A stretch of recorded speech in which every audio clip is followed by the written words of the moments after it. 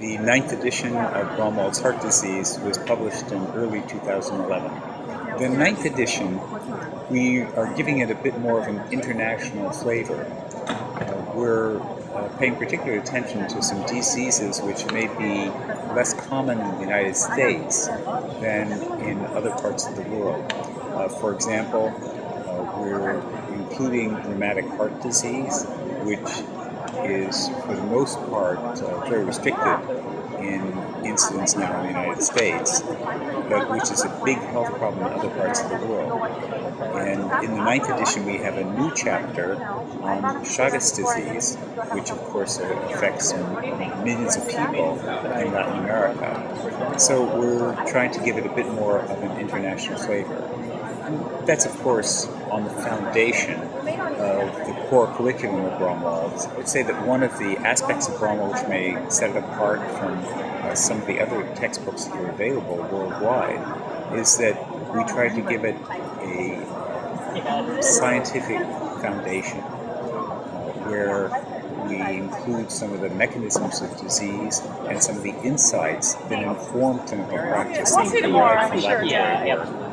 And we think that that provides a very rich infrastructure for the actual messages for practice, which are the bulk of the book. Cardiovascular medicine is constantly changing, and some of the things that are evolving very rapidly are approaches to treating structural heart disease, percutaneous valves, the closure of atrial septal defects in adults, for example.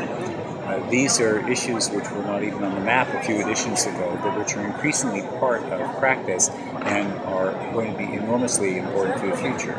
And I'd also include circulatory assist, which is really evolving quite rapidly with circulatory assist short-term, and then even total artificial hearts as destination therapy. So I think in the future we're going to be seeing a lot of evolution in those areas. Well, we're constantly seeing evolution of imaging. As a matter of fact, the ninth edition has a new chapter, which I contributed to, on this emerging field of molecular imaging.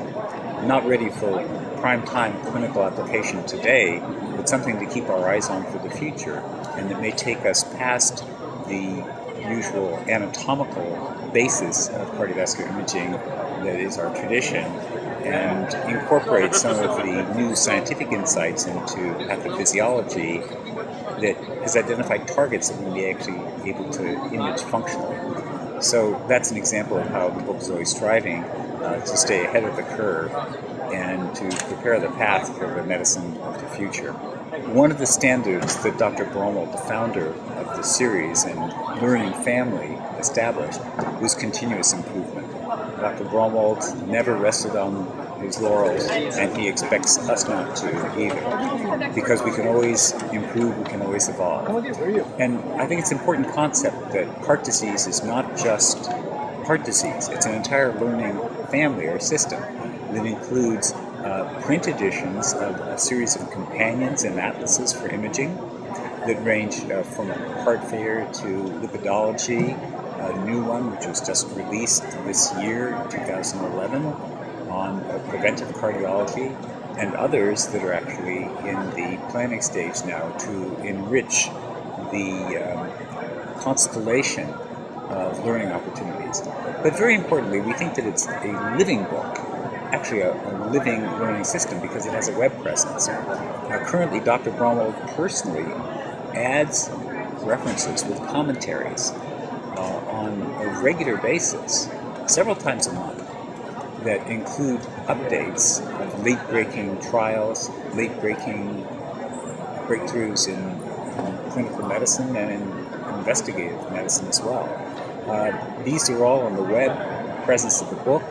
The web presence comes with buying the print edition, and so our readers have access not only to the print edition, which for those of us over 40 is a comfort, but also we have the continuously updated living electronic edition, which we can access in various ways. And actually, I have my iPad with me, and on the iPad now, we have excerpt from heart disease which is the guidelines that are extracted from the book, because you need to have ready access for the guidelines. So here we have the Braunwald guidelines, and I can carry this with me. I can also use it on my iPhone, and just outside the patient's room, keep me up to date on the latest evidence-driven practice as reflected in the guidelines.